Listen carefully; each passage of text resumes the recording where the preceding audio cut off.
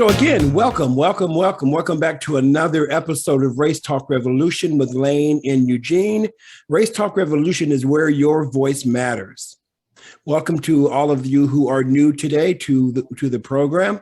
Not only do we ask and hope and invite you to come back, we also invite you to invite others, to join us. So today our topic is keeping it real, why we need Black-owned media. Our speaker today is Mr. A.J. Woodson. Mr. Woodson is editor-in-chief and co-owner of Black Westchester magazine, and he is an on-air personality of People Before Politics Radio, which airs Sundays from 6 p.m. to 8 p.m. Now, as always, during our conversation today, we ask that you please remain muted. When we get to the Q&A section, we will instruct you on how to raise your hand. During that time, we will invite you to activate your camera. We like to see your face when you're speaking, and express your questions and comments to our speakers at that time. Until the Q&A section, we ask that you please give the guests your full attention and limit your use of the chat as much as possible. We also want to remind you that Race Talk Revolution is a loving, inclusive platform designed to strip away the false beliefs that keep us separated as a species, to uncover the not so hidden truth that we all want the same things as human beings, and to heal the wounds created by systemic racism. Race Talk Revolution is a safe and brave space for people of all backgrounds to share ideas and opinions and explore the nuances of systemic racism while together we grow our capacity for effective anti-racist activism. The Race Talk Revolution community is committed to practicing radically inclusive love. Radically inclusive love. What does this mean? This means that even if you do not understand or agree with what's being shared, we ask that you listen with respect, listen with appreciation and empathy. You see, it is our commitment that every person be encouraged, heard, and appreciated, because here on Race Talk Revolution with Lane and Eugene, every voice matters. Now here is my beautiful co-host, the Reverend Lane Cobb. All right, everybody. Good day, and welcome. I have the privilege of introducing our speaker for the day. Mr. A.J. Woodson is the editor-in-chief of Black Westchester and co-owner of Urban Soul Media Group. A.J. is a father, author, writer, rapper, radio personality, journalism fellow, hip-hop historian, and freelance journalist, whose byline has appeared in several print publications and online sites, including The Source, Vibe, The Village Voice, Upscale, SonicNet.com, Launch.com, Rolling Out Newspaper, Spiritual Minded Magazine, and several others. AJ is an activist and organizer committed to empowering people of color to advocate for themselves and to speak truth to power to bring about political, social, and economic change. A little bit about Black Westchester Magazine. BlackWestchester.com is a magazine for people of color for Westchester and the tri-state area of New York at every economic level. BlackWestchester.com is committed to be a platform to profile life, culture, economics, politics, sports, and entertainment, and those who are representing vision in these marketplaces who can both encourage and provide role models to other men and women. Black Westchester, through its magazine, radio show, and editorial content, is a vessel of community information throughout Westchester and the New York tri-state area. Their mission is to promote the concept of community through media. So welcome to Race Talk, Mr. Woodson. Thank you so much for joining us. We're so happy to have you here today. Thank you for having me. I am honored and humbled. A little bit, well, you introduced me. Thank you for that great introduction. Most people ask how we got started, so I guess I can start there if you don't mind. You can. Well, here's what I'd like to do. What if I can, you know what? Yeah, no, go ahead and do that. And then at some point, I want to give a little bit of history about Black press, because there are some people who may not know that there is a rich history of Black press in the United States. So absolutely, because I want to find out, how did you get started, but really, how did you make the journey from rapper to owner and editor-in-chief of a newspaper? Um, well, one, I'm working on a book called Black Westchester, The Origin Story, which will be out sometime in June. And I tell a lot of that story, not only how we got started, but the things that I did that led up to this. I was a rapper, and then I got involved in writing professionally. I've always been a writer. Someone's infinite wisdom, it was their idea to have a rapper review other rappers' CDs. So I started out literally like that. And then I was doing fanzines like Word Up and Blackbeat and stuff like that. Then something happened. I think Calvin Butts crushed some CDs and Russell Simmons was ripping off artists. And I started writing these big editorials, campaigning for the rights of artists, you know, the need of wanting a union. Like artists don't have a union to back them up, you know, and they don't get insurance and stuff from the record companies because they're like independent contractors. So I did a series of articles like that, and people was like, oh, he can really write. So I started writing for several publications. The first newspaper I wrote for was actually the Daily Challenge. It was a daily paper in Brooklyn. I covered the Reverend Al Sharpton, Alton Maddox, and C. Vernon Mason defamation trial. The ADA, Stephen, I forget his last name, starts with a P, and Poughkeepsie couldn't go further with this, you know, hanging over his head. He was accused of being one of the rapists and kidnappers of Tawana Burley. So he brought a defamation trial against the three of them. And I was up there for like 6 months every day covering that trial for the Daily Challenge. As a writer, as a freelance writer, I just basically, you know, it's either feast or famine. Either you have a lot of assignments and you have a lot of checks coming in, or you're going to the mailbox every day like, where's my check? You know, so I was always looking for someone else to write for. So I didn't even get into it to do that. I just did it, you know, because it was an assignment, and I learned a lot. I was exposed to a lot of systematic racism that I don't know if I realized on that level existed. They did not want us up there. They used to do stuff like try to pull our bus over on the way back to the city every day, and it just do little things like arrest us for jaywalking, and I hope all the things that happened up there, it opened my eyes. So basically, as far as Black Westchester is concerned, so I lived in Atlanta for about 10 years. In 2014, my mother is diagnosed with stage 4 cancer.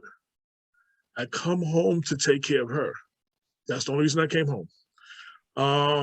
While I'm taking care of her, my partner Damon Jones, who I had a music company back in the day with, was starting to get more active and speaking up against police brutality and all of those things. And I call him a walking press conference. He literally has a podium in his trunk, like he can just pull out, fold up, and literally have a press conference.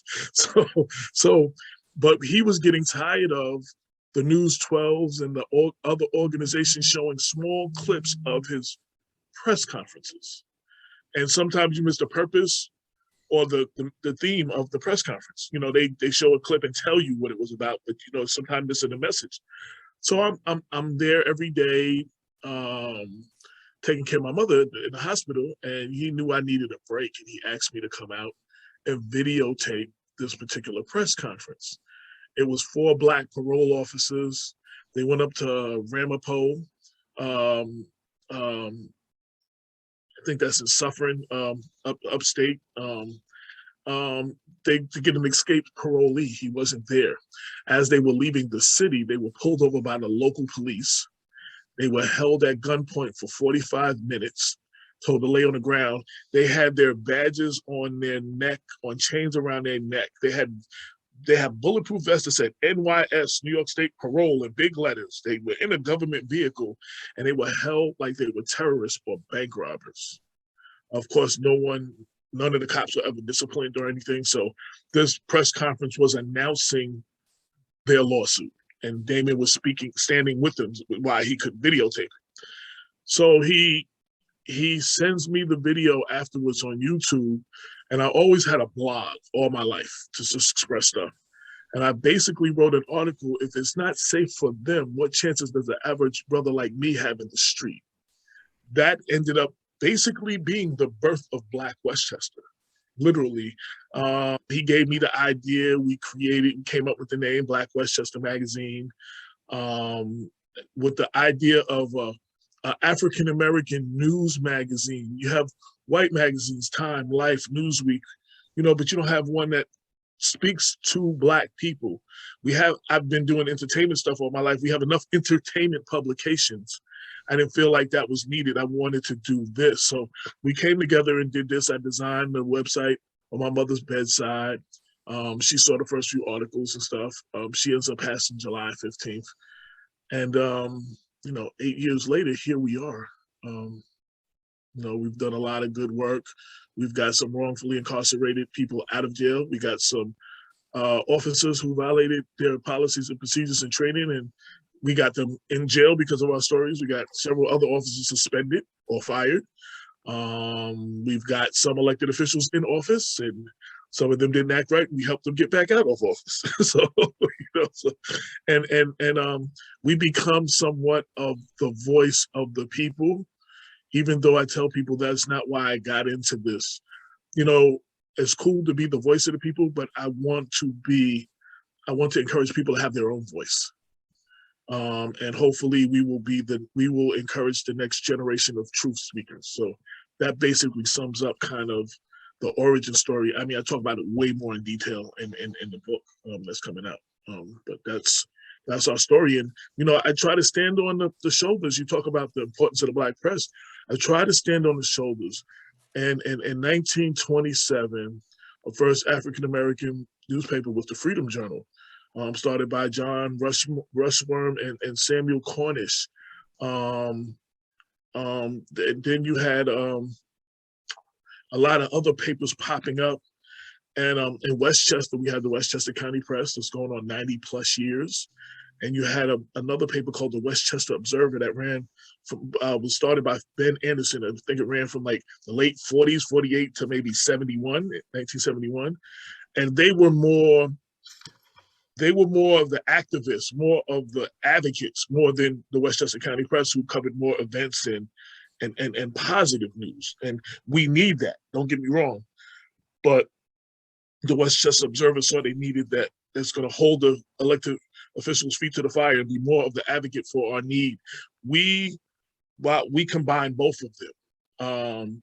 We do cover the positive events. We show the positive. We highlight our unsung heroes in our community that do great work, who you never hear about. And they don't get any publicity. We wanted to change the narrative. In 2014, there was a really big positive event going on in Mount Vernon. So Damon Jones calls News 12, they call News 12, and told them about this event, and he was told they did not have a news van to send.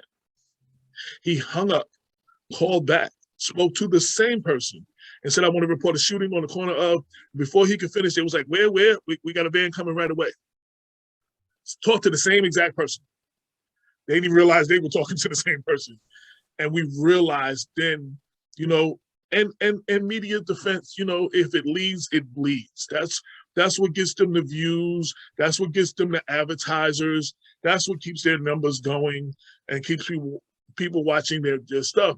But, it was time for someone serious to tell for our story to be told by us. So that's why we started this. So 187 years after the Freedom Journal was started in 1827, Damon Jones and I started blackwestchester.com.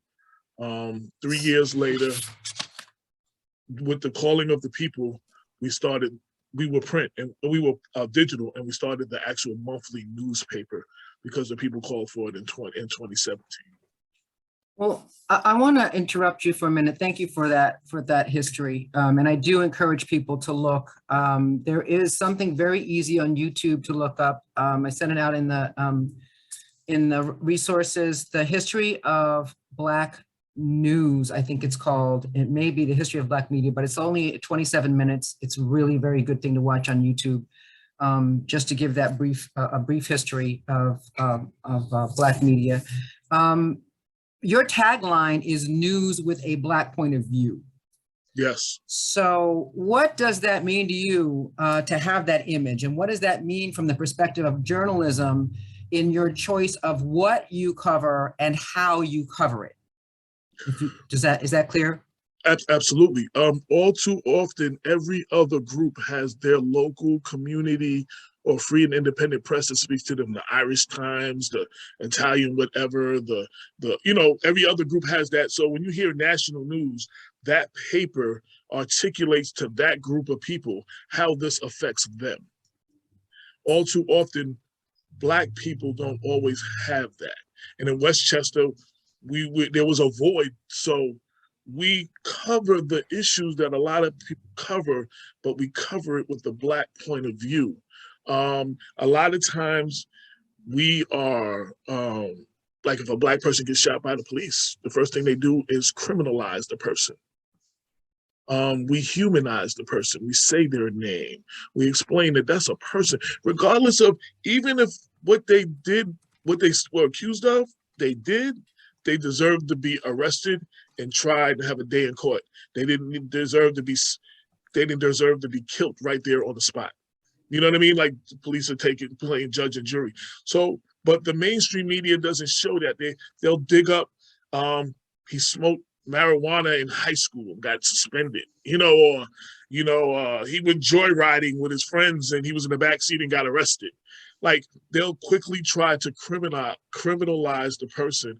And we wanted to help change that narrative of the portrayal of Black people in the media. So we tell the stories on how it concerns us, how it affects our community, explaining our rights, encouraging our people to vote and to go to their city council meetings and to complain about certain things that they have rights to complain about that they don't know that they have. So, we try to tackle everything that affects the Black and sometimes the brown community. But being a small community publication, we can't cover everything, but we try to be as present as possible. So I want to ask one more question, and then I'm going to turn it over to Eugene and allow him to ask some questions. But in one of your articles that you sent me, you write about how important it is that you maintain your authenticity around your messaging. Some folks suggest that you would gain wider distribution if you drop the word Black from your title. So what do you say to them? And why is being, in your words, true to your essence so important? Yes, one of the first things, one of our guests that we had on our show a lot was the legendary talk show, radio show host, Bob Law. And Bob Law, one of the things he said, he was like, never let them kill your identity. The first thing they do to us is try to remove our identity. So by taking the word Black out, I would be able to reach a larger audience. But LoHud.com did a full page article on us, and radio. Let me just stop you. LoHud.com. What's that stand for?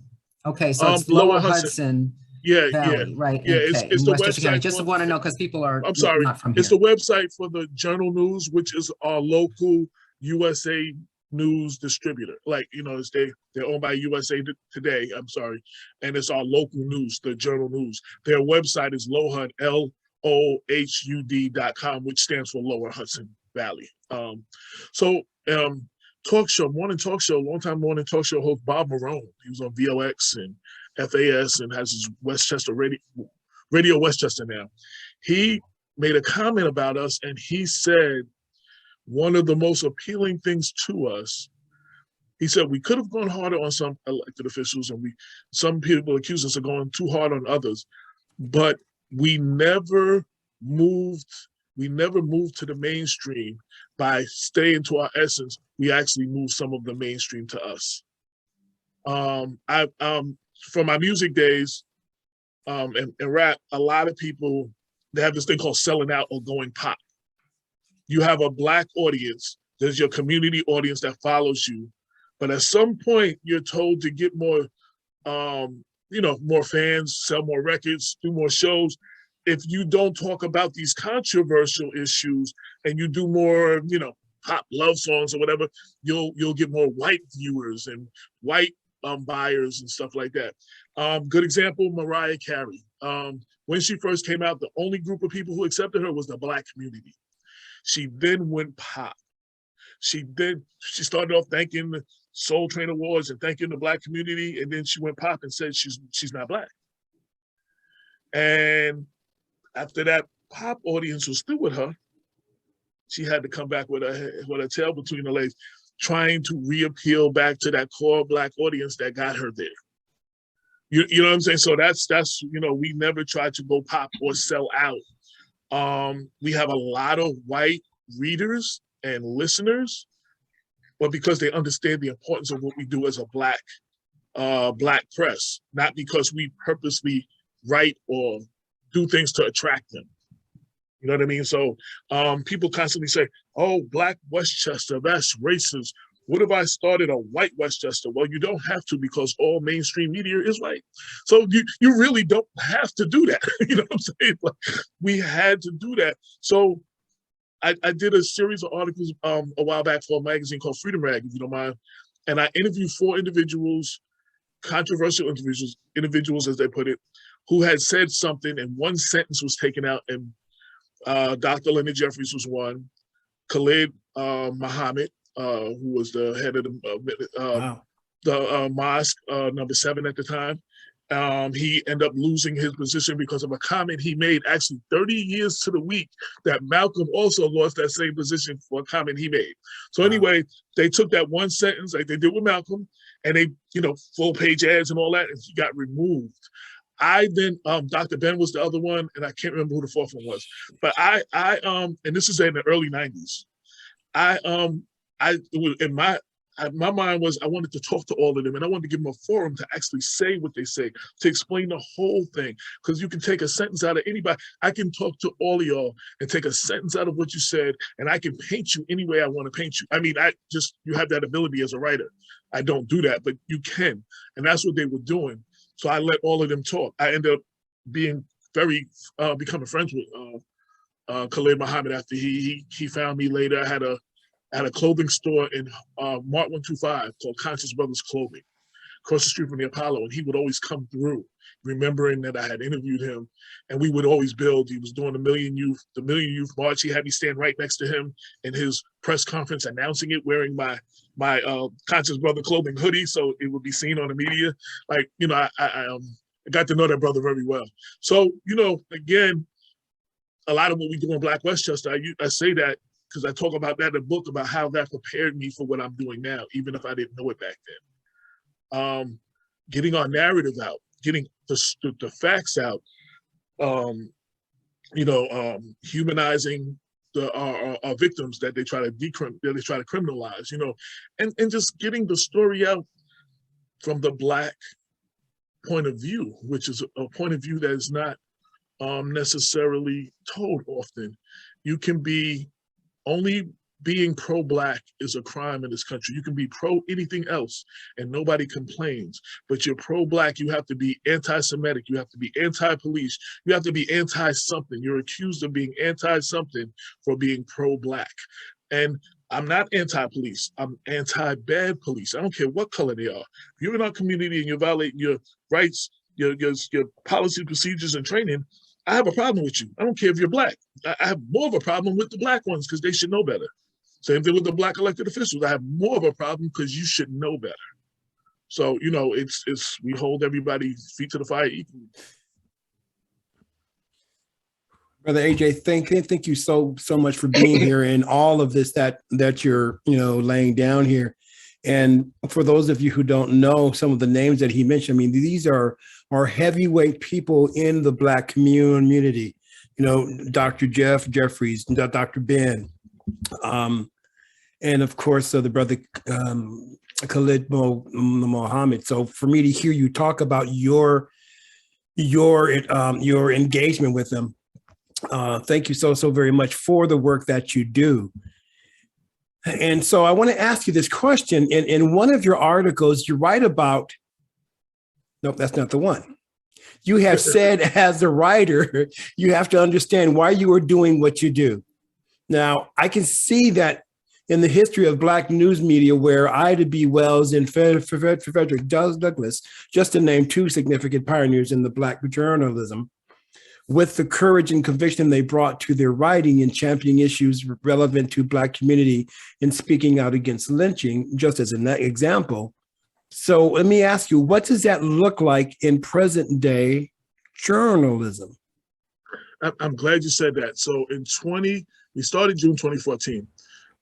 Some 6 to 8 months later, in 2015, Freddie Gray is killed in Baltimore. We've already established a relationship with a lot of the activists that travel to all of these things, and several of them were going down. They took pictures and everything from the stage, and they had a big protest. 10,000 people peacefully protested, but 100 or so people acted up, and 34 people got arrested. Every media outlet, the New York Times, everybody called out the dozens that got arrested, not the 10,000 who peacefully protested. I had one of those moments where I just got my pen and started writing, and I called out all the mainstream media. This is actually my first article that actually went viral. 1.7 million people read it in the first 36 hours. I've never been able to duplicate that. It just happened. The right people retweeted it because it was saying finally somebody in the media is calling out the media. What I warned them of, what they were doing, was lighting the match to burn down the city of Baltimore. And later, actually a day or two later, the city of Baltimore actually is on fire. What does that look like with us? So a week or so after George Floyd dies, there is national protests everywhere, even here in Westchester. In New Rochelle, a young man named Kamal Flowers is killed by the police. Everybody, you had 1,000 people in the streets of New Rochelle protesting George Floyd days before. I knew, and I had to be aware that I had the power to be the match to burn down the city of New Rochelle if I was reckless in my words, if I was reckless in the way I reported it. So I did report the facts, and I did call the police to task. And let me just say, the New Rochelle Police Department before that has never given me any information before I ever asked for it. That incident happened at midnight. The New Rochelle Police Department sent me a press release at 4 o'clock in the morning, trying to get their narrative out. They had never reached out to me before that. That made me, that first put me on alert. Then their story didn't add up. But I had to be responsible in the way I told it. Right. Because the atmosphere was already charged because of George Floyd, Breonna Taylor, and Ahmaud Arbery. And now something happened here on our ground, here in our county, and people were upset. So while reporting it, I had to do it responsibly, and I had to, calm some people down, including the brother of the victim, who I didn't know at that time, who I've got to know very well afterwards. Yeah. So that's just one example on, I think that, I don't know if that answers the question totally, but that's. No, that's good. That's great. That's great. Whew. So I want to go through this real fast. Black adults stand out for their trust in local news organizations, right? So a Pew Research study says that 1 in 3 Black adults say they have a lot of trust in the information they get from local news or organizations, higher than the share of whites who say the same, 27%.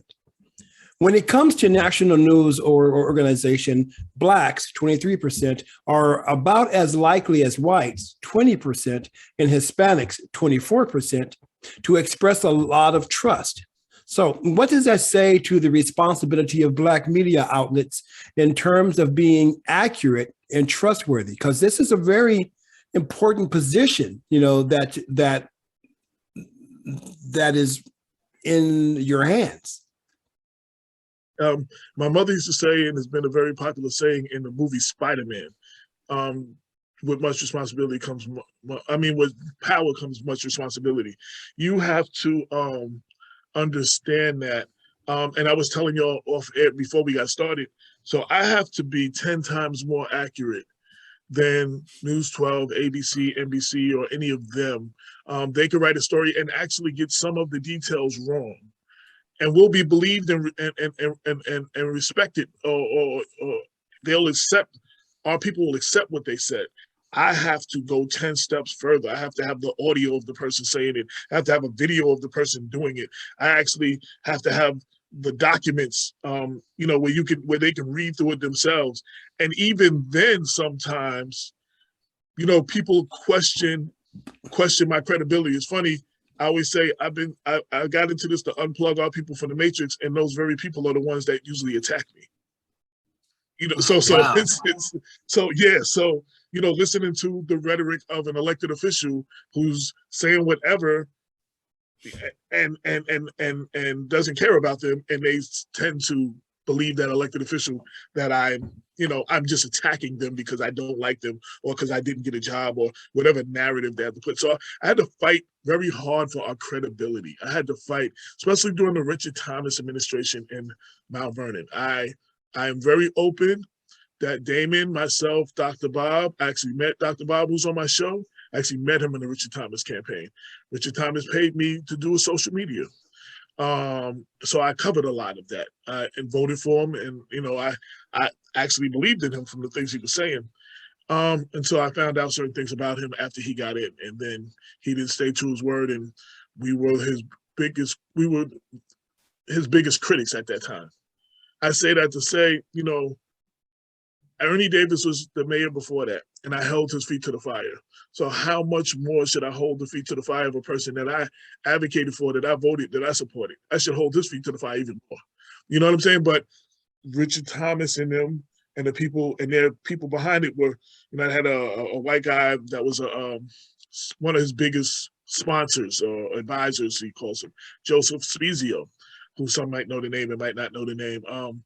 He would walk around like Trump, calling us fake news and all this other stuff, but could never prove anything we were saying was not true. And I think the testimony is he sues everyone. And to this day, Black Westchester has never been sued. So I mean, because we put it out there, if I'm lying, sue me. And we've never been sued. So, but the point is, we had to fight for our credibility was constantly under attack by the people we criticized and some of the people we were giving the news to. They just didn't see it. I don't know why sometimes we don't take it as real from ourselves as we would a white. So you know what I had to do a few times? I actually gave a scoop to News 12 in Low HUD so they could break it first. And then I wrote the bigger story behind the scenes about it. But that way I knew it would be taken serious because it was such a big issue that I needed to get everybody's attention. And I've had to do stuff like that.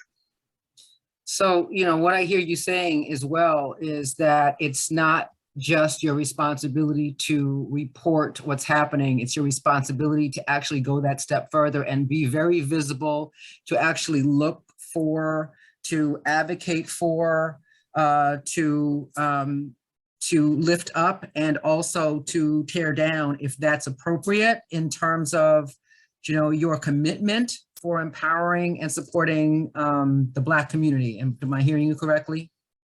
And absolutely. And there's a point that I want to make to that. Like, you read my bio. I've written for a lot of national, big entertainment publications.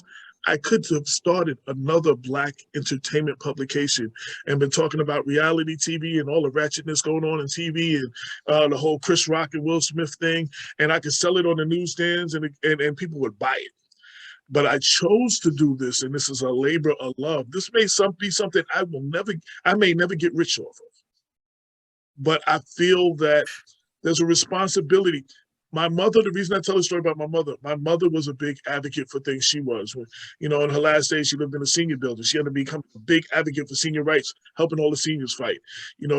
She was helping people, educate them when they were in foreclosure and losing their houses with the Westchester Residential Organization, whatever, RSO, whatever they stand for.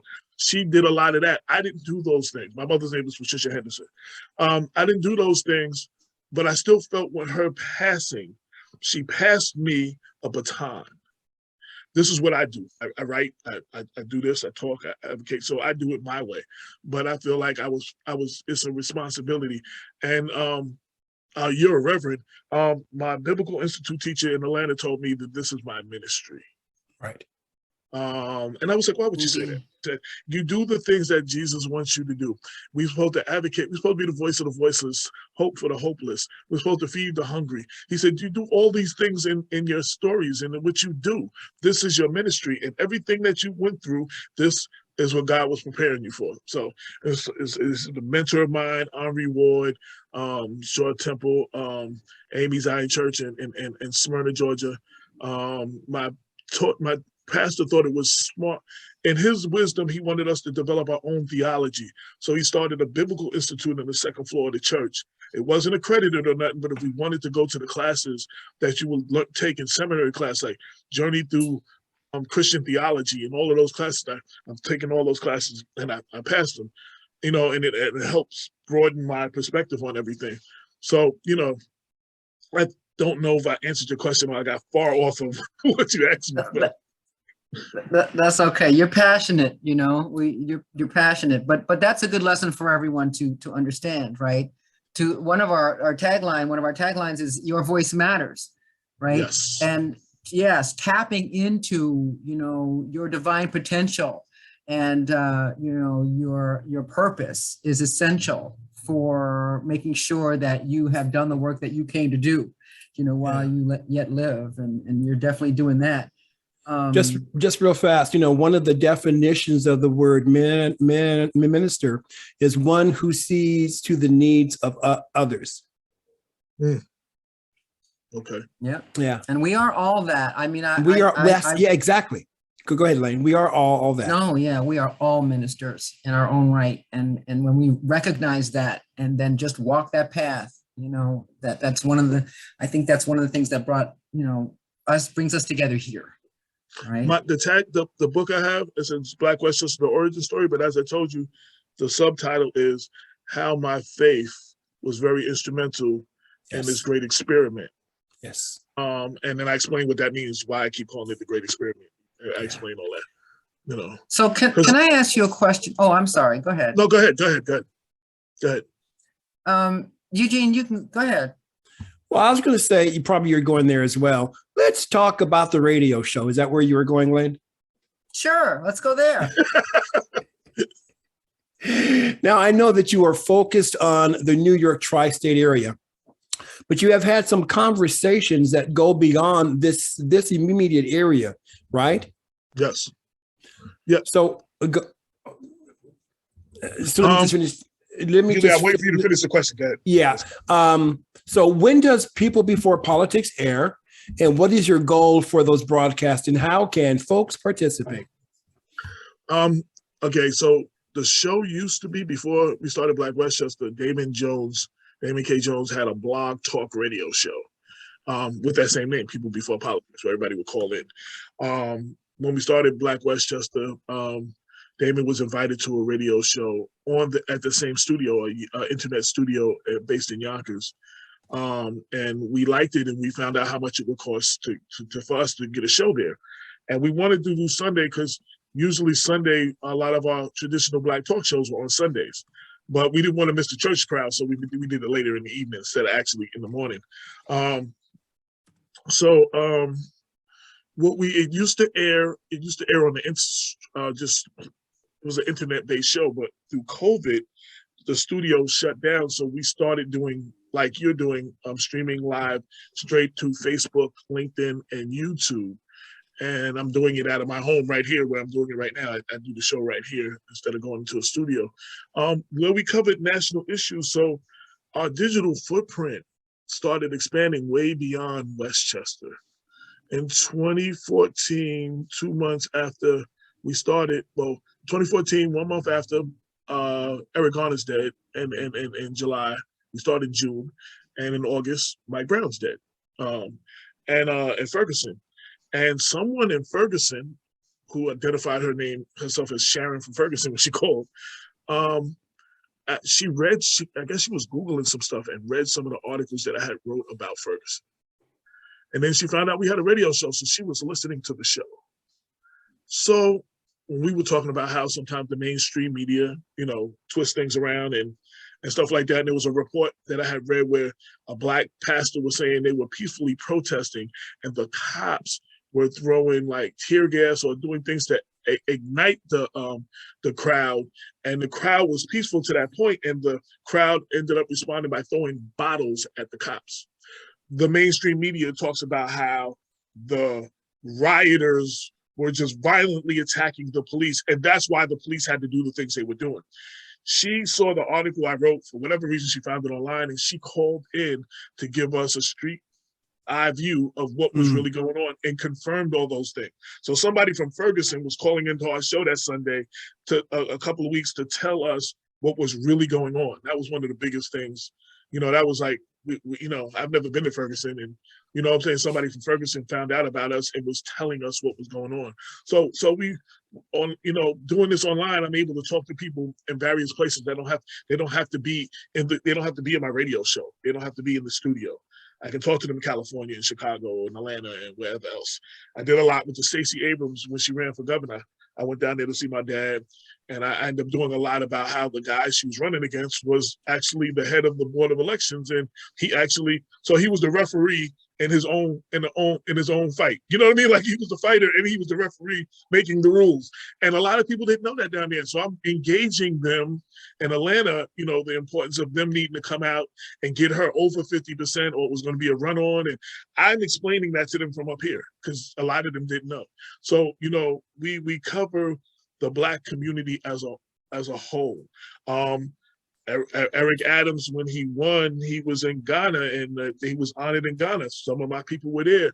They took the pictures and the whole thing about him being honored in Ghana. So, we cover stories, wherever we can, And let me just tell people, Eric Adams is the mayor of New York City. New York City, I'm sorry, yes, New York City, the current New York City mayor, the first vegan mayor of the city. And the second Black mayor after David Dinkins. Good. All right. So Eugene, you ready to Q&A it? Let's do this. Yeah. I've been sitting on this point that wants to be made. I'm like, no, because it's taking it away from, but it's not really. So I'm just going to go ahead and say it. Brother, you were speaking about how did that go?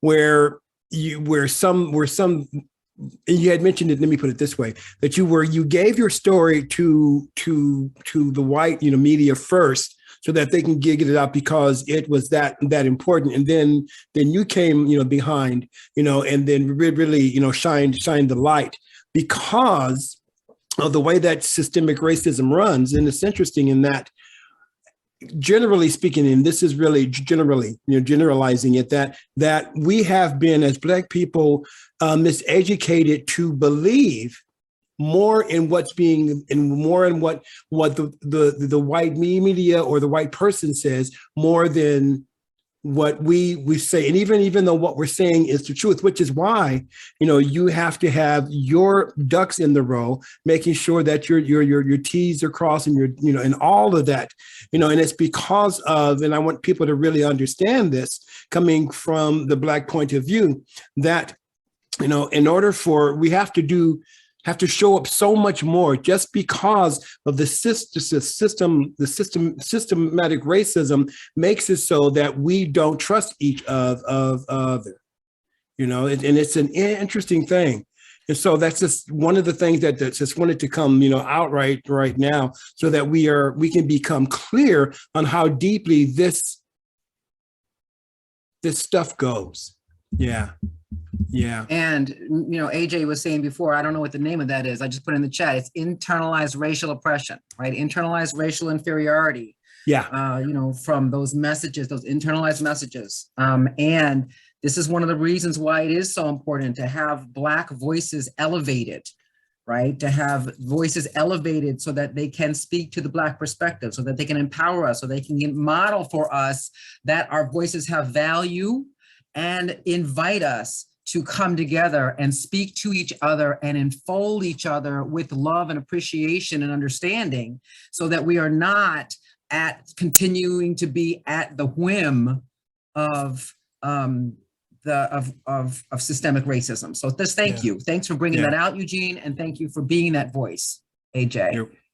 Absolutely. Yeah. Getting to the Q&A section, Q&A. How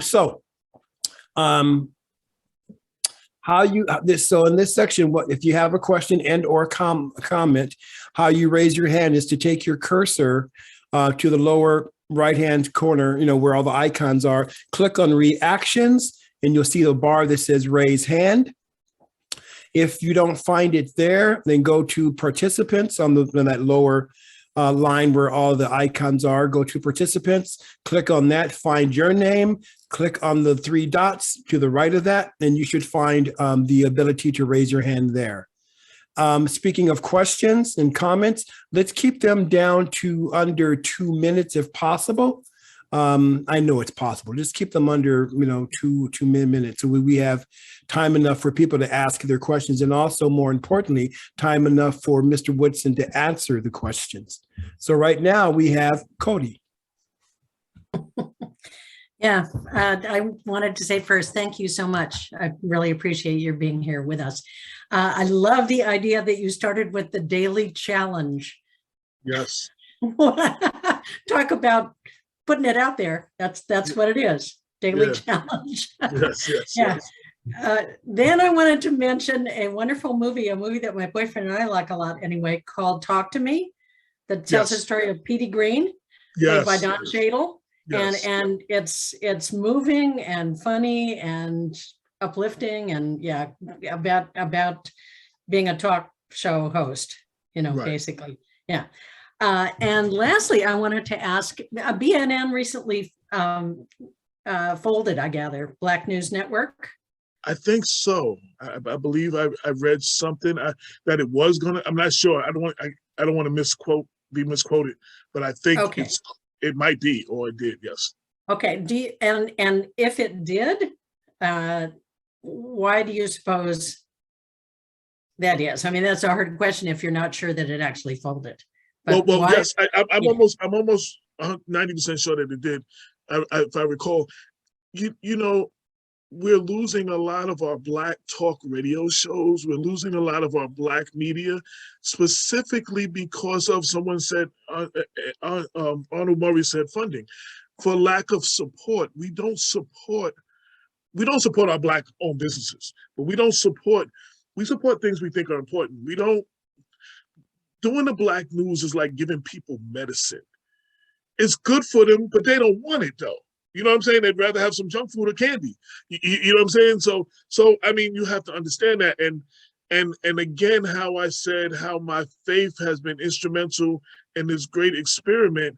That is the only reason I could have survived for 8 years. There have been, and I mean, being transparent, there's been a lot of times I did not know how the paper was going to come out at the end of the month. I'm going to be honest. But the paper comes out every month. My rent gets paid every month. And that's only God, because a lot of our people don't support, don't support it. So it becomes harder and harder to maintain. And I tell everybody, I don't sleep, I just nap, because I don't really have money to pay a whole bunch of people to do things. So I do everything myself. I am the editor, the editorial department. I am the main writer. You know what I mean? I am the marketing department. I am the advertiser. I am the social media department. Like, I just gotta go harder on all those things, because I can't afford to pay a bunch of people to do this stuff because of lack of funding, because people don't see this.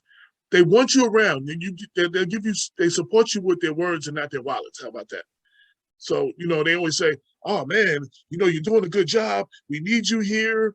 But that's where it ends. You know what I mean? So people, it's a business. You need money in this. You need money to do anything.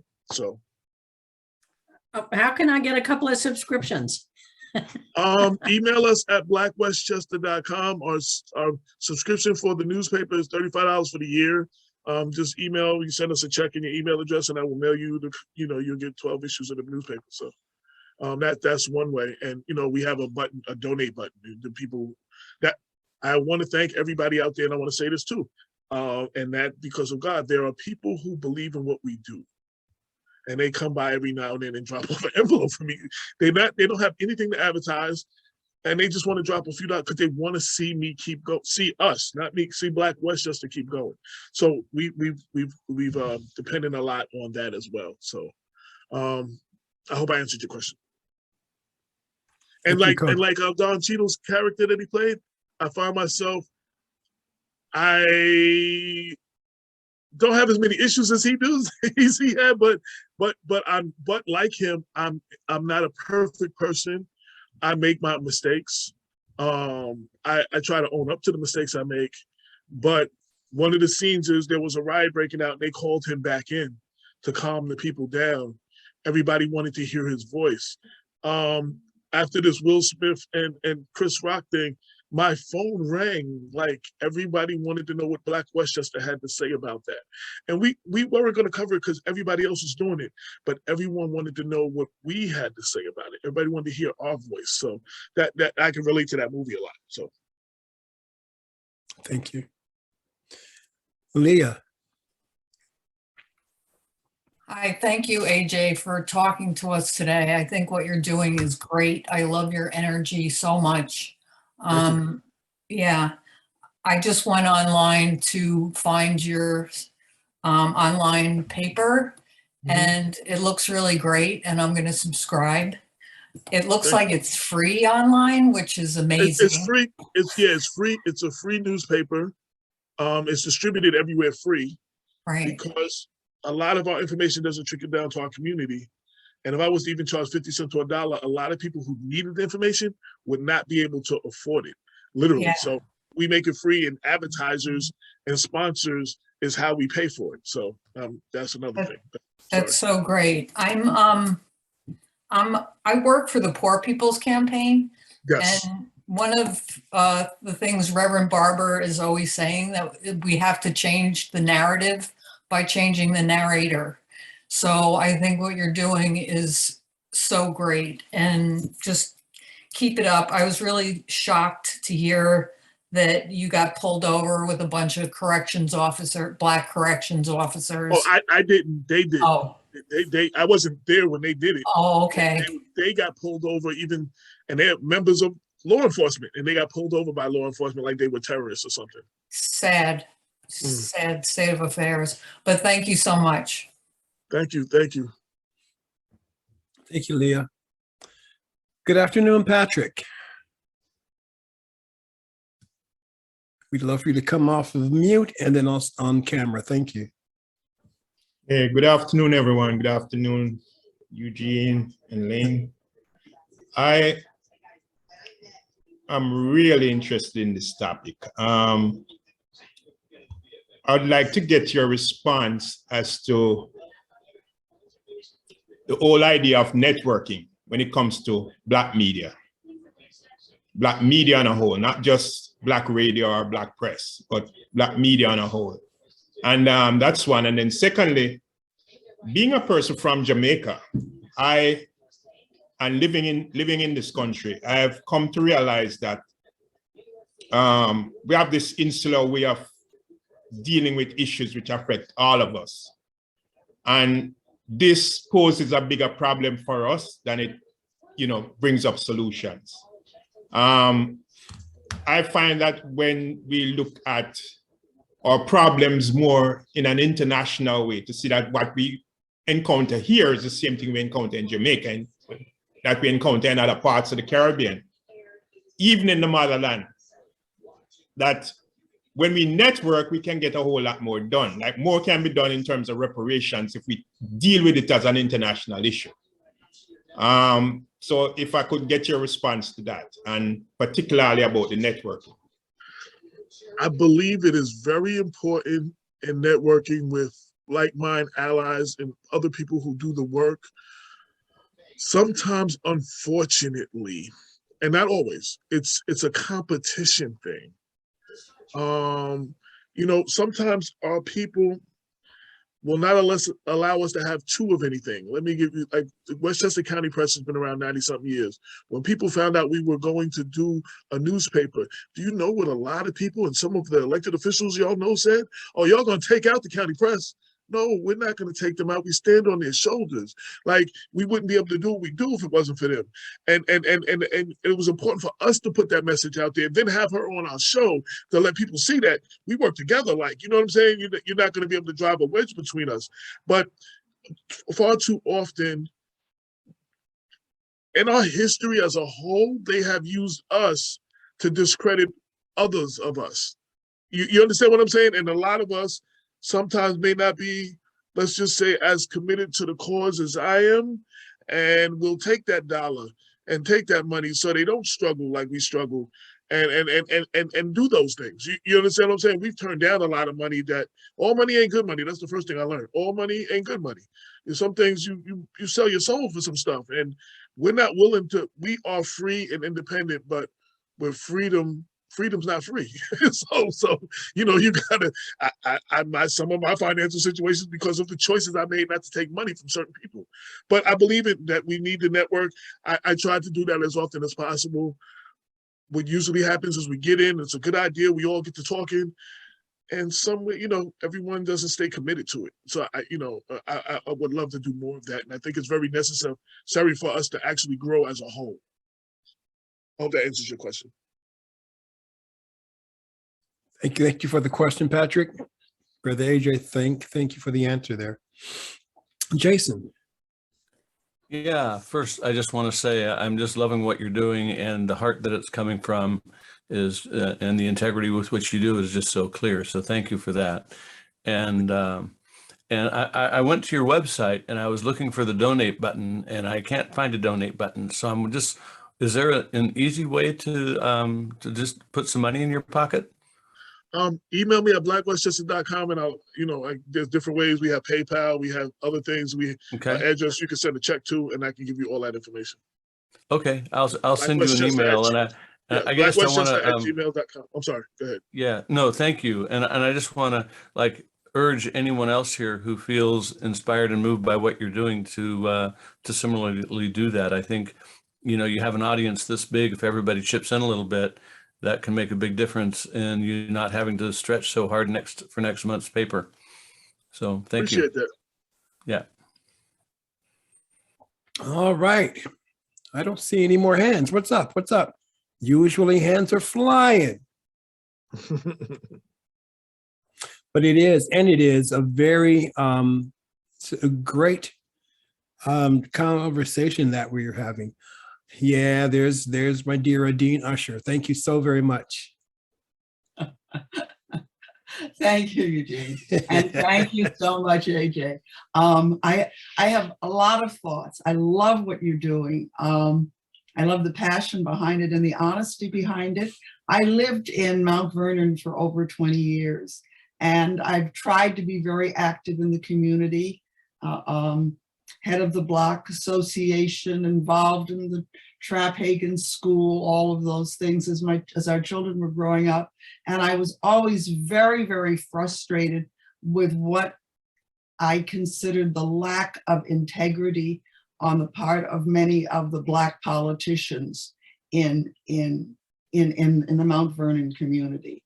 I knew what I didn't like about some of the white politicians because they were racist, but I also knew what I didn't like about a lot of the Black politicians who were opportunists. And wrong is wrong, no matter what your color. And going back to our inability to support one another, this goes way back to the plantation.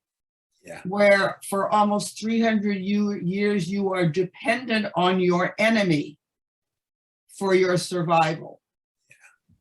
And we're not aware of how we still give too much honor to our enemy and not work together to support each other.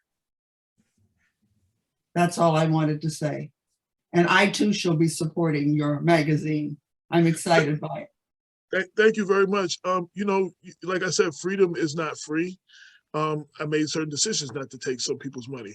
And some people have learned, though, there have been some elected officials who have taken out big ads and 6 months worth of ads and stuff. And when they did wrong, they got it like everybody else. Like, you know, that doesn't immune. I still got a job to do. I appreciate the support, but you can't buy my support though. Yes. You know what I'm saying? Like, for me to turn the other cheek, turn my, too many times people, there was an old movie, one of those blaxploitation movies, and it was a follow-up on it. The guy was coming out on the block. He was talking to one of the other activists. He said, yo, where all the brothers in the struggle? They all got government jobs. So you know what I'm saying? That's how they give us jobs, they buy us off, and then we start fighting for things. You know, I turned down jobs from the county and from the city because the jobs were meant to silence their biggest critic, not, you know what I mean? And I identified that. Now I could afford it. I could have very much used one of those $100 and something thousand jobs. You know what I'm saying? It could change my you know, my economical situation right now. But you know, all money is not good money. And you know, and like I said, it's a struggle that you make, but my faith, again, I talk about that a lot in the book. My faith has a lot to do with it. Like, people ask me, am I scared to do what we do? Well, I feel no man can do nothing against that God doesn't allow. And if he does allow it, he'll be in the lion's den with me like Daniel and the fiery furnace like the 3 Hebrew boys and see me through it. Like, I walk in ridiculous faith. You know what I mean? So like, I move, I don't know how the paper's coming out at the end of the month, but you know what? I get it together like it is, like I know it's coming out, and it comes out. Like, I'm serious. And I know that sounds crazy to some people who don't believe things, but literally that is how we have moved, and me specifically, my life. So Wow. thank you. Thank you. Thank you, Adine.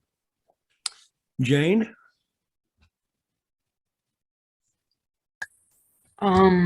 Yeah, thank you, Mr. Woodson. I hope this isn't naive, but you talked about how other people in the Black media it's starting to go away because it's not being supported. Yes. I guess I don't understand why that's really happening. And if you know of other really, really excellent papers like yours around the country, I'm in Michigan, and because I'll be subscribing, by the way, to get some truth here. But I have a list of African-American newspapers. If you email me, blackwestchester@gmail, I will look it up, and you tell me where you are. I will look up and see what newspapers are closest to you, and I will send the information to you. And that's another thing. Someone's talking about networking. We need to support each other. You know what I'm saying? Like, it's a competition thing. Like, I can't support you. Like, I'm gonna fail if I support you. Like, we need to support each other. So I have no problem promoting other people who do what they do. So I will definitely give you a list if you email me. thank you. No problem. Needing So to while get our other, oh, I'm sorry, go ahead, Eugene.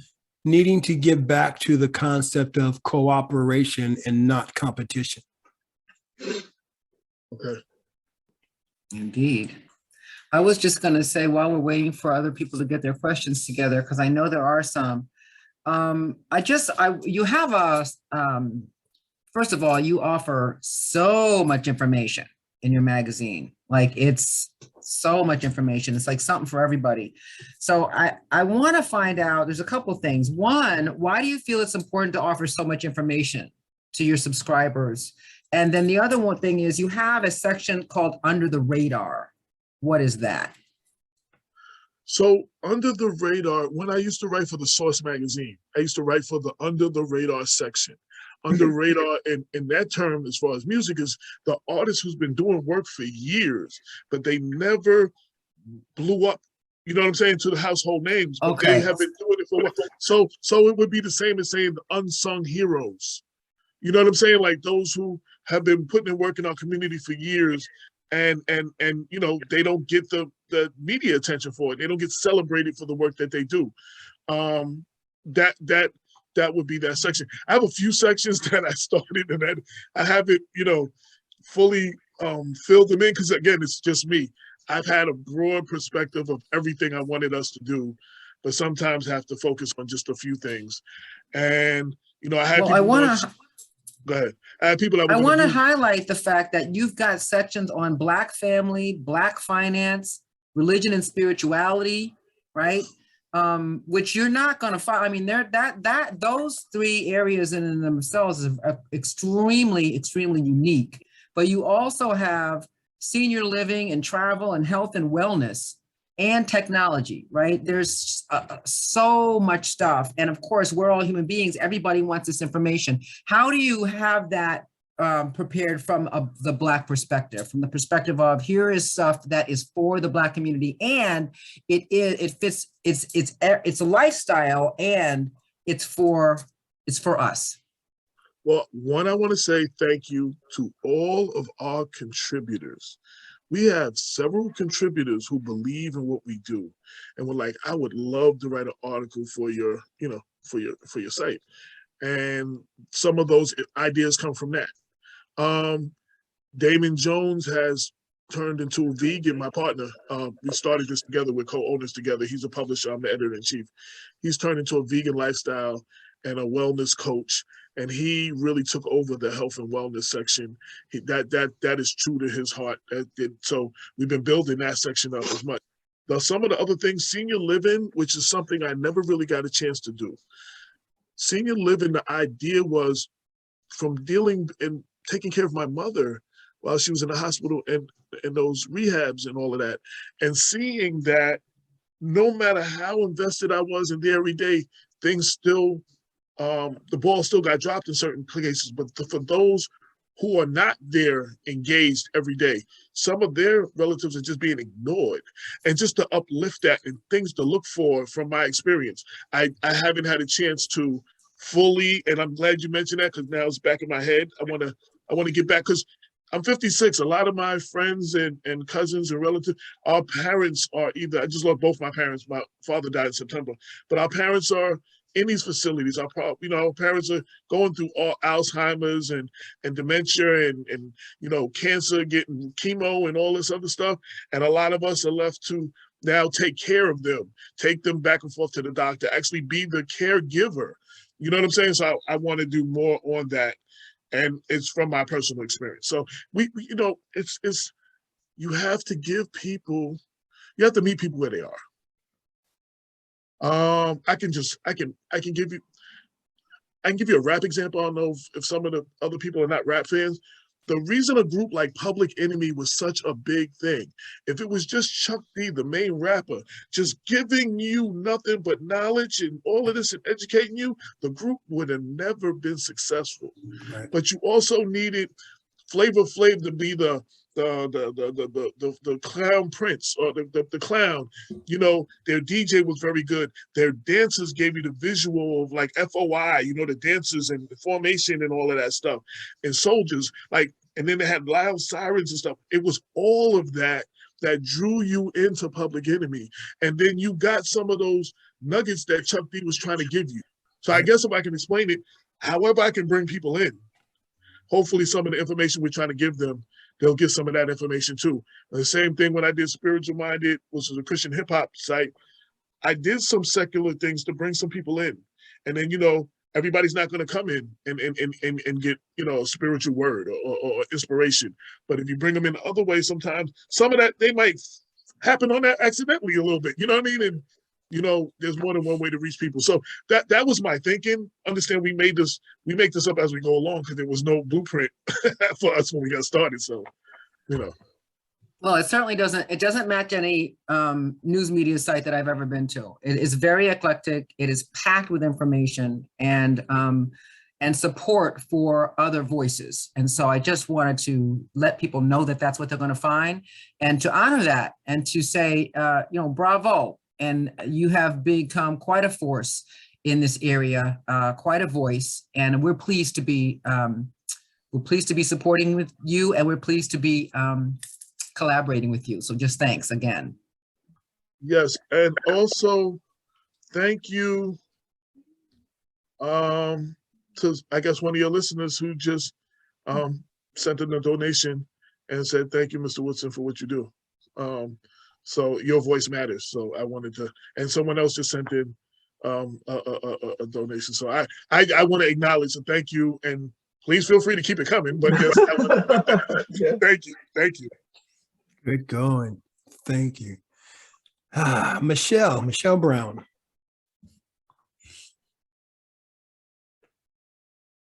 Hi, everybody. How are you? Hey, AJ. So good to see Hey, you. Michelle. How And are hear you? you here. I am so good. You know, I don't really have a question. I just, observation and just a point I wanted to make that, AJ is an advocate. And it's just that we've had a lot of fires that go on. And he stopped what he had to, whatever he was doing. He guided us. He supported us. He gave us forum, a place to have conversation. He wrote about it in the newspaper. I mean, he enlightened us.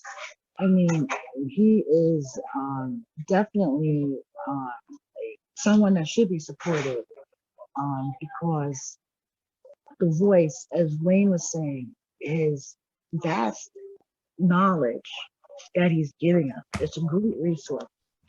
Like from digital to health and wellness, with the politics and and it's local and it's about our people, and it's not it's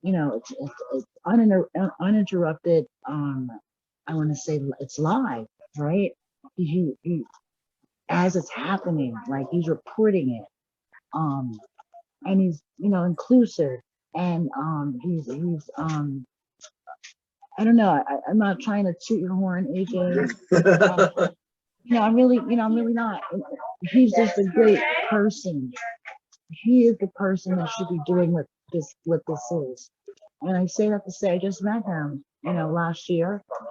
I didn't know him and he didn't know me, but the commonality was our people and advocacy. And he just, is definitely will support us and uplift us and 2 a.m, about to get locked up, because we're not going to go rally. And he's writing it in the paper and he's, telling us how to handle it. And, he's right there on the ground with us. So I say that to say, and he doesn't charge us, right? He puts things in, he does each one, he doesn't charge us, it's all free. And so, yeah, anytime we can support that voice, because when it's gone, right, what are you going to do? But I just want to say thank you, AJ, sincerely, right? Because of you, the dial on the needle had moved so swiftly for a lot of residents in Greenberg with housing.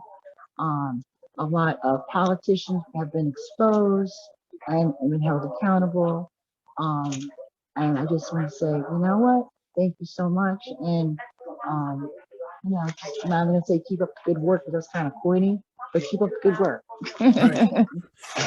Right. I appreciate that. And, you kind of never get tired of hearing that because you don't hear it enough. Most of the things I hear are things criticizing us. It's funny, we're not Black enough for some people, we're too Black for others, we're too radical for others. We don't criticize others enough. So, that's what we hear mostly. And, it's statements like this that definitely keep me going. A lot of times, and I will say this, there were several times I had quit and was ready to give up, especially during COVID. Probably 12 times during COVID. But it was always someone that I did something for, or that we helped them, pointed them in the right direction, or the young man we helped to get out who's wrongfully incarcerated, putting on Facebook, it was the anniversary when he was finally released and exonerated, and it was because of us. It's those things that, like the fire under me, that keep me going and keep me inspired. So I want to thank you, Michelle, for that, and I greatly appreciate it. And I want to say hello to Nicole Woodson, my sister, who was watching from Northern Virginia. So I saw her, she said hi in the comment section. So I definitely wanted to acknowledge her. Great. Thanks. And, Michelle, I heard you, I don't want to I'm not tooting your horn, but here's the thing, right? As AJ mentioned, we need to hear that, so I think we want to start to toot, each other's horns, to appreciate what we are doing. And it's okay to toot our own horn. It really is.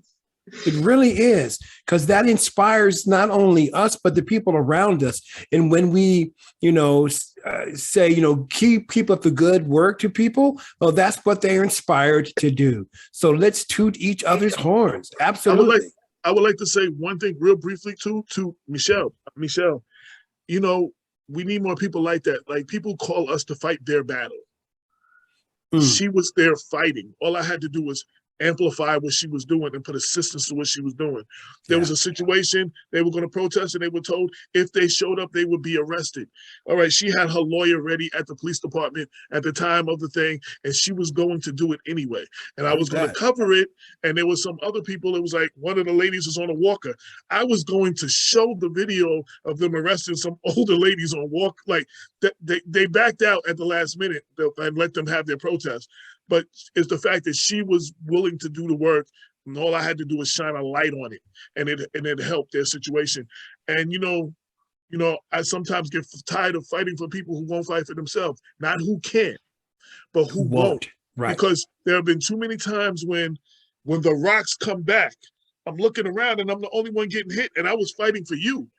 You know what I'm saying? So those who won't fight for themselves. So I just wanted to highlight I got involved. That's how we got involved.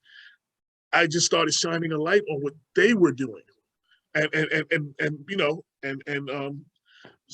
helping their situation and bringing it to more people's attention, and their local officials and stuff. So I will always do that. Great. Jason, great idea in the chat. I was just reading that as well. Seja. Hi, AJ. You just mentioned a phrase that kind of rang a bell with me, and that is the phrase about being too black or not black enough. And I may be hearing this in a different context, but I've been at a couple of events where there were numerous, in this case, Black people with different levels of lightness and darkness.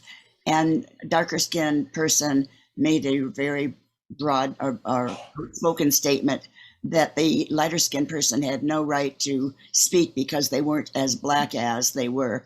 And that really landed painfully for me, but I wasn't in a position of interrupting the speaker who was saying that because it was a public speaking event. Do you have any way that, what can be said or should nothing be said? Well, I'm not sure how to answer. What I will say is,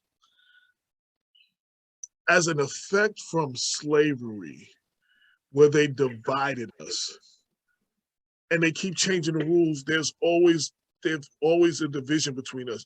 Yes, there was that thing between light and dark. There have been certain other things. In rap, it was the East Coast rappers and the West Coast rap. Like, there is always a division. They tried to divide us, and we fall victim to that all the time. And we are more critical of our own people, and we tear down our own people sometimes more than anybody else do. And this is something that we try to speak on, encouraging people and uplifting the people and trying to get us out of that mind state. I mean, we've been fed this, and every time we try to get above it, they change the rules to keep us, they change the topic, but it's still us against us. You have Black people in the community against the cops, even the Black cops. You know what I'm saying? Like, Damon K. Jones is a 32-year-old correction officer in Westchester. He gets profiled when he's driving his car, and he's not in his uniform as well. You know what I'm saying? So it's just like, we have these. We're our own worst enemy, and we need to get away from that. And there is no one answer. I'm glad that you can feel that you were able to identify that and it resonated with you, I appreciate that. That's what I can say about that. But I don't have an answer to your question 100% though. Due to the logistics, it was best for me to be quiet. I felt I was the last person they wanted to hear from in that conversations, but it hurt. No, and I appreciate that, and we need people to speak up. We say when you see a black cop do a bad cop do something, the good cops need to speak up. I encourage all of our white audience that are here, when you see the people in your circles making certain comments, certain kind of jokes, certain kind of judgments, I'm not in that circle. Sometimes you have to speak to them and be like, yo, that's not right. You're not going to do that in front of me. You know what I mean? And I know some of y'all do, but that's what we need y'all to do in those circles, to have those conversations. Take what you feel back to those circles. I guess that would be the best thing I can say that you could do for us. Yeah, thank you. Thank you. And I just want to say to everybody who is subscribing, who is donating, because a few other people, make sure, please email me that you made a donation and send me your email address, and I just send you a subscription. I want to show my appreciation. I mean, we appreciate the support, but I want to, still give you a subscription so you can get the paper mailed to you. So make sure you email me as well to blackwestchester@gmail.com, your name and your mailing address, and I gave a donation, whatever, and I will start mailing you a paper. But go ahead, I'm sorry. No, no need to be sorry. That was great. That was great. We're going to have this be the last question.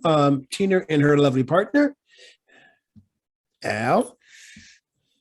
Hi. Yeah. No. I apologize. I had a business meeting and came to this fairly late, but I'm going to come back and definitely view the tape. But I was just so inspired, even in the short time I've been listening, because the newspaper business is kind of near to my heart. It's my family business. My dad was in the newspapers, but we are so starved for independent journalism, locally and across the country. You're feeling such a great need for all of us of any color.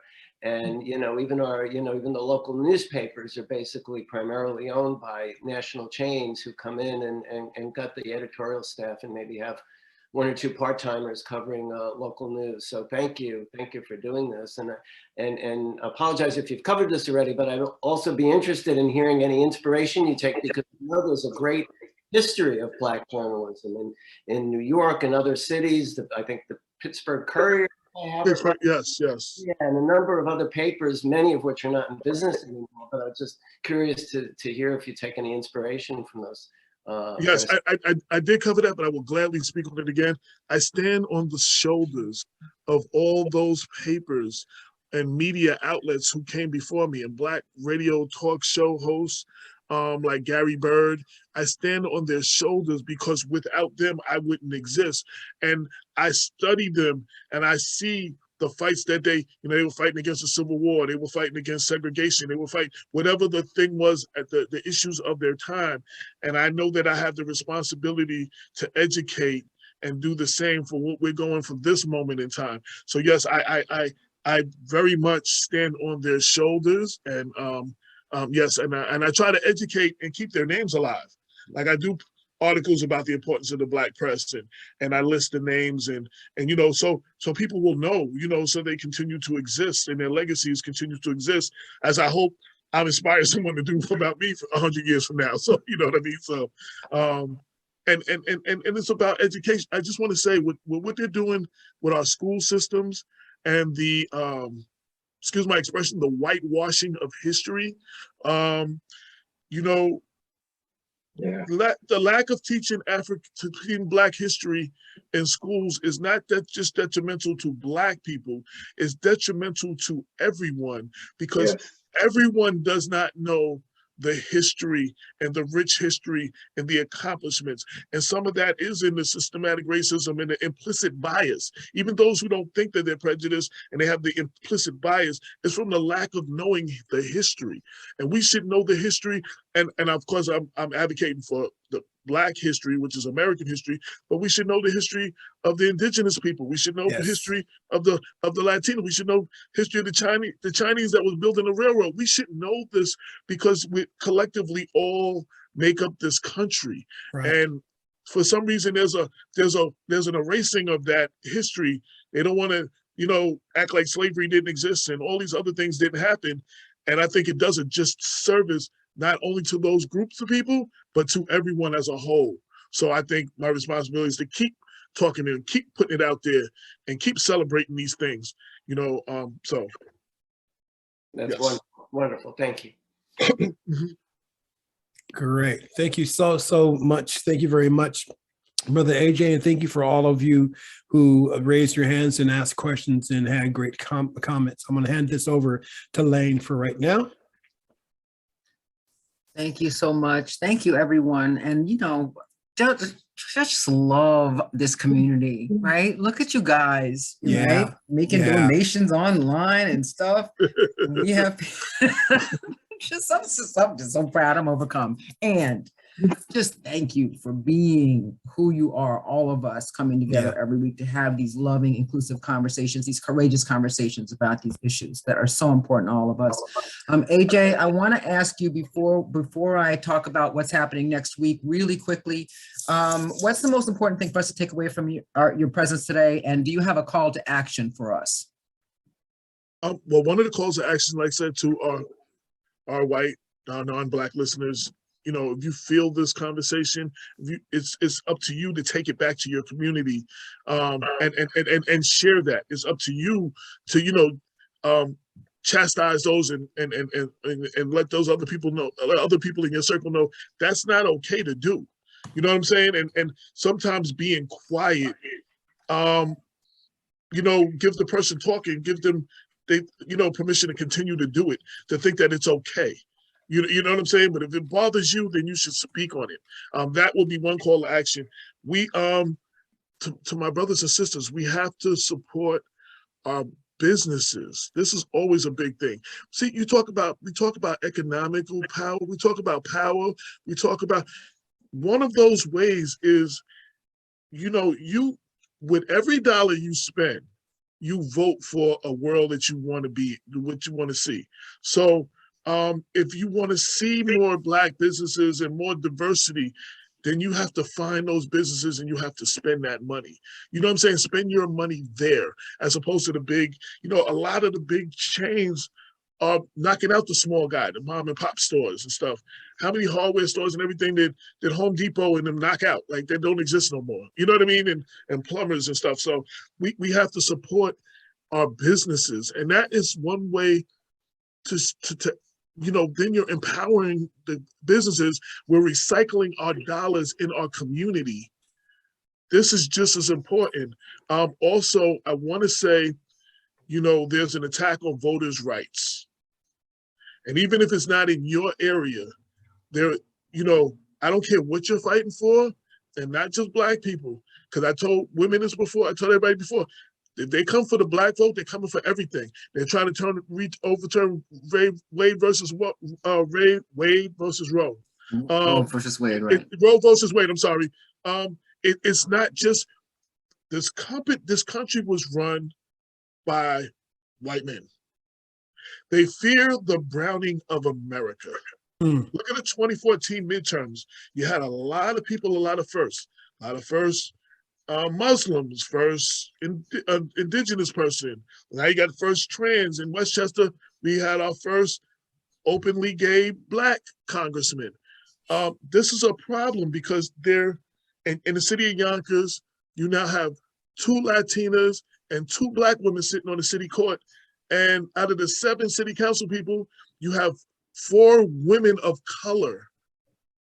They're the majority running the Yonkers City Council, including the first African-American council president and the council majority leader.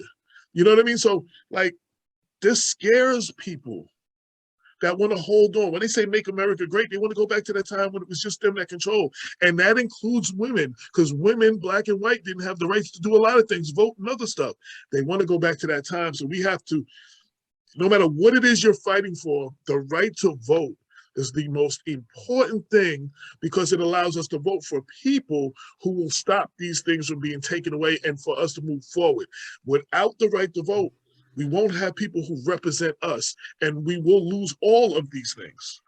So I think that one of the things, pay attention when the census comes out. It's very important. Pay attention to the redistricting like we just had. There's a lot of things we have to pay attention to because politics is a participatory sport. We have to stop voting, go to sleep for 4 years, and then waking back up and voting again. We have to participate. You have to go to your city council meeting, your school board meeting. People talk about their schools all the time. Half of them ain't never been to a school board meeting. Express that. Hold them accountable. That's your right to do that. These things happen in your community. Sometimes I say you're the problem because you're not fighting for it. So, we have to get the people. The power is in the people. We need the people to step up. So I'm sorry. I'm very passionate about this. It could go on forever. So that's okay, but I can't let you because it's now 1:31 and we have to sign absolutely. off. But that's okay. But we'll have you back, and Absolutely. please come around, please, because we need your voice and we need your encouragement. And thank you so much for the love you've given us today. Thank you everybody for joining us today. Thank you, AJ Woodson and Black Westchester Magazine. Please join us next Wednesday for another inclusive, courageous conversation about race. Our speaker will be cultural intelligence strategist and corporate DEI consultant, Dr. Amy Narishkin, who will teach us how to create sustainable, diverse relationships. If you have topics or speakers that we would like us to feature, please contact us at info@racetalkrevolution.com, because here on Race Talk Revolution with Lane and Eugene, your voice matters. Eugene. Your voice matters. Again, everybody, thank you so very much. As Lane said, we love you so very much and how you continue to show up and show up big. And so let's toot each other's horns. Let's continue to lift each other up, and let's continue to shine. Peace and blessings. All right, everybody. Take care. Have a great week. We'll see you.